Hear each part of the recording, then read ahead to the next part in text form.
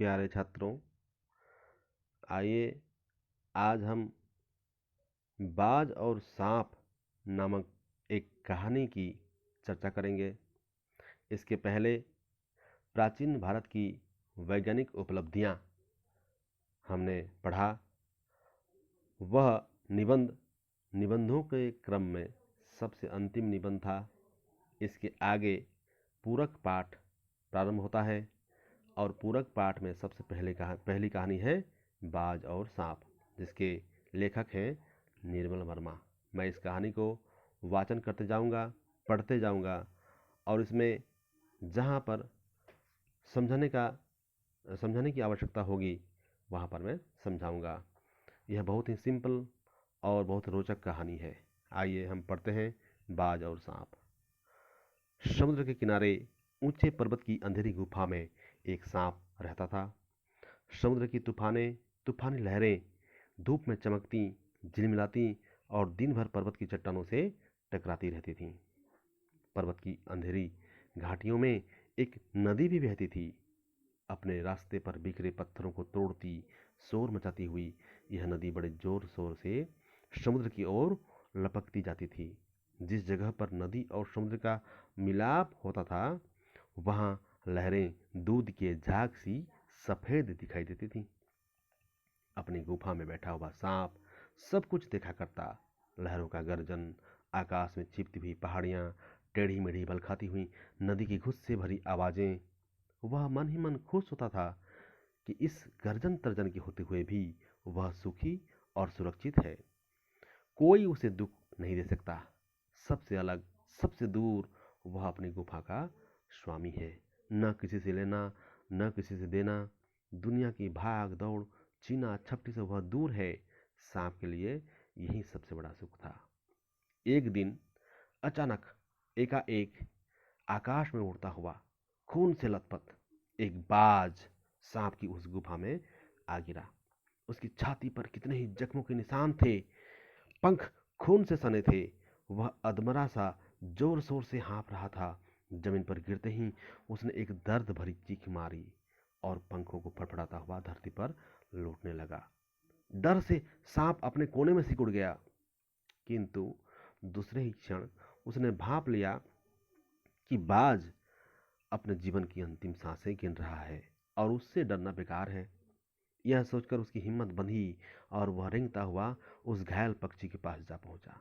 उसकी तरफ कुछ देर तक देखता रहा, फिर मन ही मन खुश होता हुआ बोला, क्यों भाई, इतनी जल्दी मरने की तैयारी कर ली? बाज ने एक लंबी आह भरी। हाँ, ऐसा ही दिखता है कि आखिरी घड़ी आ पहुंची है, लेकिन मुझे कोई शिकायत नहीं है। मेरी जिंदगी भी खूब रही भाई, जी भर कर उसे भोगा। जब तक शरीर में ताकत रही, कोई ऐसा सुख नहीं बचा जिसे न भोगा हो। दूर दूर तक उड़ानें भरी, आकाश की असीम ऊंचाइयों को अपने पंखों से नाप आया हूं। तुम्हारा बड़ा दुर्भाग्य है कि तुम जिंदगी भर आकाश में उड़ने का आनंद कभी नहीं उठा पाओगे। तो छात्रों, इस कहानी में एक बाज है और दूसरा सांप। दोनों अपनी अपनी जगह पर खुश हैं, परंतु दोनों की जीवन शैली बिल्कुल अलग अलग है। बाज जो कि मरने पर भी कोई उसको अफसोस नहीं है, क्योंकि उसने जिंदगी जी भर कर उसे भोगा। जब तक उसके शरीर में ताकत रही, सब प्रकार की सब प्रकार के सुख को उसने भोगा। दूर दूर तक उड़ानें भरी हैं। यहाँ कहता है कि पूरे आकाश की असीम ऊंचाइयों को अपने पंखों से नाप आया हूं। कितना ही सुंदर वाक्य में लेखक ने बाज की जीवन शैली को यहाँ बखान की है। इसकी दूसरी तरफ एक सांप है जो एक ही गुफा में अपना जीवन बिताकर भी वह भी खुश है। वह दुनिया की भाग दौड़, छीना झपटी से कहीं दूर है। तो आइए हम आगे बढ़ते हैं और कहानी के अगले क्रम में हम चलते हैं। सांप बोला, आकाश, आकाश को लेकर क्या मैं चाटूंगा? आकाश में आखिर रखा क्या है? क्या मैं तुम्हारे आकाश में रेंग सकता हूँ? ना भाई, तुम्हारा आकाश तुम्हें ही मुबारक। मेरे लिए तो यह गुफा भली, इतनी आरामदेह और सुरक्षित जगह और कहाँ होगी। सांप मन ही मन बाज की मूर्खता पर हंस रहा था। वह सोचने लगा कि आखिर उड़ने और रेंगने के बीच कौन सा भारी अंतर है। अंत में तो सब के भाग्य में मरना ही लिखा है। शरीर मिट्टी का है, मिट्टी में ही मिल जाएगा। अचानक बाज ने अपना झुका हुआ सिर ऊपर उठाया और उसकी दृष्टि सांप की गुफा की चारों ओर घूमने लगी। चट्टानों में पड़ी दरारों में से पानी गुफा में टपक रहा था। सीलन और अंधेरे में डूबी गुफा में एक भयानक दुर्गंध फैली हुई थी, मानो कोई चीज बरसों से पड़ी पड़ी सड़ गई हो।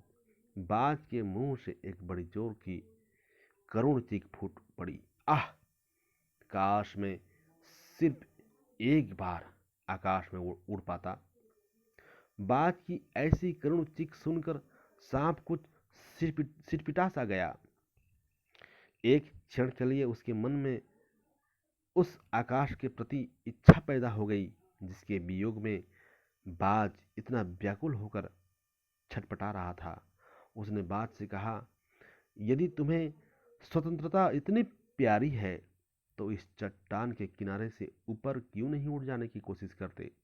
हो सकता है कि तुम्हारे पैरों में अभी इतनी ताकत बाकी हो कि तुम आकाश में उड़ सको। कोशिश करने में क्या हर्ज है। बाज में एक नई आशा जगी उठी। वह दूने उत्साह से अपने घायल शरीर को घसीटता हुआ चट्टान के किनारे तक खींच लाया। खुले आकाश को देखकर उसकी आंखें चमक उठी। उसने एक गहरी लंबी सांस ली और अपने पंख फैलाकर हवा में कूद पड़ा। किंतु उसके टूटे हुए पंखों में इतनी शक्ति नहीं थी कि उसके शरीर का बोझ संभाल सके। पत्थर सा उसका शरीर लुढ़कता हुआ नदी में जा गिरा। एक लहर ने उठकर उसके पंखों पर जमे खून को धो दिया। उसके थके मांदे शरीर को सफेद फन ने ढक दिया, फिर अपनी गोद में समेटकर उसे अपने साथ सागर की ओर ले चली। मतलब बाज मर गया। लहरें चट्टानों पर सिर धुनने लगी, मानो बाज की मृत्यु पर आंसू बहा रही हों। धीरे धीरे समुद्र के असीम विस्तार में बाज आंखों से ओझल हो गया। चट्टान की खोखल में बैठा हुआ सांप बड़ी देर तक बाज की मृत्यु और आकाश के लिए उसके प्रेम के विषय में सोचता रहा। तो यहाँ लेखक एक बात की तरफ इशारा करता है कि बाज जो अभी घायल है, घायल होने के बाद भी वह उड़ने की कोशिश करता है। और यहाँ पर सांप ने जो कहा, यदि तुम्हें स्वतंत्रता इतनी प्यारी है तो इस चट्टान के किनारे से ऊपर क्यों नहीं उड़ जाने की कोशिश करते। यही है मुख्य विषय वस्तु। कुछ लोग होते हैं जिन्हें स्वतंत्रता प्यारी होती है और कुछ लोग होते हैं जो बस अपने ही जीवन में, अपने ही घर परिवार में व्यस्त रहते हैं और उसी में खुश रहते हैं, उसके आगे जाने की कोशिश ही नहीं करते। यहाँ पर बाज जो है वह स्वतंत्र होकर जीवन को जीना चाहता था और सांप उसके बिल्कुल उल्टा है। तो आइए अब आगे बढ़ते हैं। सांप सोचता है, आकाश की असीम शून्यता में ऐसा क्या आकर्षण छिपा है जिसके लिए बाज ने अपने प्राण गंवा दिए। वह खुद तो मर गया लेकिन मेरे दिल का चैन अपने साथ ले गया। न जाने आकाश में क्या खजाना रखा है। एक बार तो मैं भी वहां जाकर के उसके रहस्य का पता लगाऊंगा, चाहे कुछ देर के लिए ही क्यों ना हो। कम से कम उस आकाश का स्वाद तो चख लूंगा। यह कहकर सांप ने अपने शरीर को सिकोड़ा और आगे रेंग कर अपने को आकाश की शून्यता में छोड़ दिया। धूप में क्षण भर के लिए सांप का शरीर बिजली की लकीर सा चमक गया। किंतु जिसने जीवन भर रेंगना सीखा था, वेरी इंपॉर्टेंट, इसको ध्यान से समझिए, किंतु जिसने जीवन भर रेंगना सीखा था वह भला क्या उड़ पाता। नीचे छोटी छोटी चट्टानों पर धप से जा गिरा। सांप जा गिरा। ईश्वर की कृपा से बेचारा बच गया, नहीं तो मरने में क्या कसर बाकी रही थी। सांप हंसते हुए कहने लगा, ओह, सो उड़ने का यही आनंद है। भर पाया मैं तो। पक्षी भी कितने मूर्ख हैं। धरती के सुख से अनजान रहकर आकाश की ऊंचाइयों को नापना चाहते हैं। किंतु अब मैंने जान लिया कि आकाश में कुछ नहीं रखा, केवल ढेर सी रोशनी के सिवा वहां कुछ भी नहीं। शरीर को संभालने के लिए कोई स्थान नहीं है, कोई सहारा नहीं है। फिर भी वे पक्षी किस बूते पर इतने डींगे हाँकते हैं, किस लिए धरती के प्राणियों को इतना छोटा समझते हैं। अब मैं कभी धोखा नहीं खाऊंगा। मैंने आकाश देख लिया और खूब देख लिया। बाज तो बड़ी बड़ी बातें बनाता था, आकाश के गुण गाते थकता नहीं था। उसी की बातों में आकर मैं आकाश में कूदा था। इस पर भला करे मरते मरते बच गया। अब तो मेरी यह बात और भी पक्की हो गई कि अपनी खोखल से बड़ा सुख और कहीं नहीं है। धरती पर रेंग लेता हूँ, मेरे लिए यह बहुत कुछ है। मुझे आकाश की स्वच्छंदता से क्या लेना देना। न वहाँ छत है, न दीवारें हैं, न रंगने के लिए जमीन है। मेरा तो सिर चकराने लगता है, दिल कांप कांप जाता है। अपने प्राणों को खतरे में डालना कहाँ की चतुराई है। सांप सोचने लगा कि बाज अभागा था, जिसने आकाश की आज़ादी को प्राप्त करने में अपने प्राणों की बाजी लगा दी। तो एक सांप जो अपने खोखल में ही रेंगना सीखा है, उसकी सोच यहीं तक है। उसको आज़ादी क्या चीज़ है उसको पता ही नहीं, और जिस आज़ादी ने उसका दिल छीन लिया था, उसको भी एक बार उसने पाने की कोशिश की, पर वह तो रेंगने वाला प्राणी है, रेंगना सीखा था, वह भला क्या उड़ पाता। तो आगे क्या होता है। किंतु कुछ देर बाद सांप के आश्चर्य का ठिकाना नहीं रहा। उसने सुना चट्टानों के नीचे से एक मधुर रहस्यमय गीत की आवाज उठ रही है। पहले उसे अपने कानों पर विश्वास ही नहीं हुआ, किंतु कुछ देर बाद गीत के स्वर अधिक साफ सुनाई देने लगे। वह अपनी गुफा से बाहर आया और चट्टान से नीचे झांकने लगा। सूरज की सुनहरी किरणों में समुद्र का नीला जल झिलमिला रहा था। चट्टानों को भिगोती हुई समुद्र की लहरों में गीत के स्वर फूट रहे थे। लहरों का यह गीत दूर दूर तक गूंज रहा था। सांप ने सुना लहरें मधुर स्वर में गा रही हैं। क्या हमारा यह गीत उन साहसी लोगों के लिए है जो अपने प्राणों को हथेली पर रखे हुए घूमते हैं। चतुर वही है जो प्राणों की बाजी लगाकर जिंदगी के हर खतरे का बहादुरी से सामना करे। यह दो लाइन, यह दो पंक्ति इस पाठ का जो उद्देश्य है, इस कहानी का उद्देश्य है। इस उद्देश्य के लिए ही कहानीकार ने यह कहानी अपने मन से बनाया है। क्या कि जो साहसी लोग होते हैं वे अपने प्राणों को हथेली पर रखे हुए घूमते हैं, और जो प्राणों की बाजी लगाकर जिंदगी हर खतरे को बहादुरी का सामना करते हैं, वही श्रेष्ठ प्राणी हैं। और यही गीत गा रही थीं लहरें। ओ निडर बाज, शत्रुओं से लड़ते हुए तुमने अपना कीमती रक्त बहाया है, पर वह समय दूर नहीं है जब तुम्हारे खून की एक एक बूंद जिंदगी के अंधेरे में प्रकाश फैलाएगी और साहसी बहादुर दिलों में स्वतंत्रता और प्रकाश के लिए प्रेम पैदा करेगी। तुमने अपना जीवन बलिदान कर दिया, किंतु फिर भी तुम अमर हो। जब कभी साहस और वीरता के गीत गाए जाएंगे, तुम्हारा नाम बड़े गर्व से और श्रद्धा से लिया जाएगा। हमारा गीत जिंदगी के उन दीवानों के लिए है जो मरकर भी मृत्यु से नहीं डरते।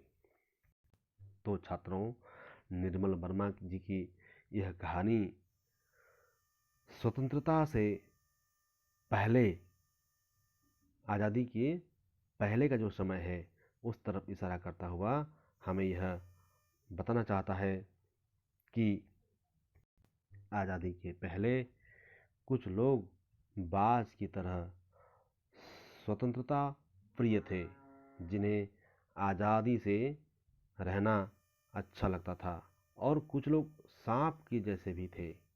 पर जो लोग अपना जीवन आज़ादी के लिए, स्वतंत्रता के लिए बलिदान कर गए हैं, आज लोग उन्हीं के नाम को जानते हैं और उन्हीं के नाम को याद करते हैं। और उस वक्त आज़ादी के पहले जो लोग सांप के जैसे जीवन बिताए थे, उनका नाम आज कोई नहीं याद करता। यहाँ बाज और सांप कहानी में बाज जो है अपने जीवन भर शत्रुओं से लड़ता हुआ, खून से लथपथ होने के बाद भी उसको आज़ादी ही प्यारी थी, जबकि सांप बस अपने खोखल में रहना ही उसको भाता था और वह जीवन भर रेंगना सीखा था। तो यही कहानी है, और यह कहानी सिर्फ आज़ादी के पहले है क्यों, आज भी यह अपना वजूद रखता है। आज भी यह उतना ही प्रासंगिक है जितना पहले था। आज भी कुछ लोग सांप के जैसे होते हैं, कुछ लोग बाज के जैसे होते हैं, लेकिन जो लोग बाज के समान अपना जीवन बिताया करते हैं, स्वतंत्रता प्रिय बनते हैं, आज़ादी के लिए ही अपना जीवन बलिदान कर देते हैं, वे लोग ही आगे चल कर के अपना नाम यहाँ पर कायम रखते हैं। और जो लोग अपने जीवन के साथ अपने जाति, समाज, देश के लिए भी जीते हैं, जो लोग केवल स्वार्थ को ही सबसे मुख्य नहीं मानते, दूसरे लोगों के लिए भी मदद की बात करते हैं, वे लोग ही आगे चलकर अपना नाम कायम रखते हैं। लोग उन्हें याद करते हैं, और जो सांप के जैसे जीवन जीते हैं उन्हें कोई याद नहीं करता। मुझे आशा है आप लोग इस कहानी को समझे होंगे और इस कहानी से आने वाले प्रश्न का उत्तर कर पाएंगे। धन्यवाद।